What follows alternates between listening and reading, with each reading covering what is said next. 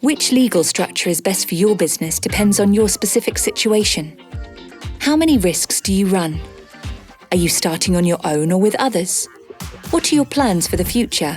And do you have investors? The legal structure determines your liability, for example, but also which taxes you have to pay and which tax benefits you can use. Contrary to popular belief, ZZP'er, self-employed professional without staff, and freelancer are not legal structures. They too have to choose a legal structure. The three most common choices are a sole proprietorship for a single owner, a general partnership for several owners, and the private limited, which you can set up alone or with others. The advantages. The sole proprietorship and general partnership are easy to set up. You simply register your business with KVK. Also, if your profits are low, you can benefit from tax schemes. The downside is that you are personally liable if your company has debts it cannot pay. For a private limited, in Dutch BV, the plus side is that you are usually not personally liable.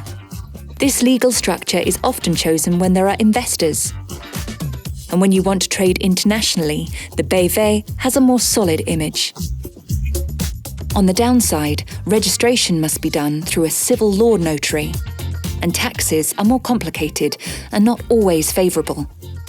Let's hear what these entrepreneurs have chosen.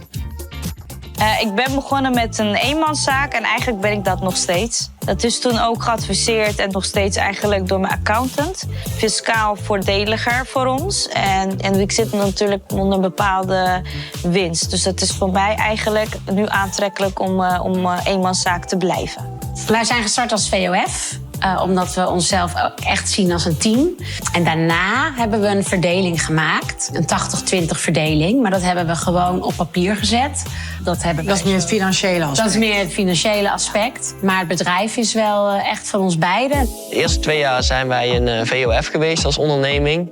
En daarna zijn wij overgestapt naar een BV. Dit op advies van de accountant en de bank. Om het ondernemersrisico en de belastingdruk te verlagen. Dat is wel handig om je te laten adviseren. Pas toen wij groot geld begonnen te verdienen, toen kwam een beetje... nou ja, maar ik bedoel meer dan dat je bijvoorbeeld gewoon een leuk zakcentje...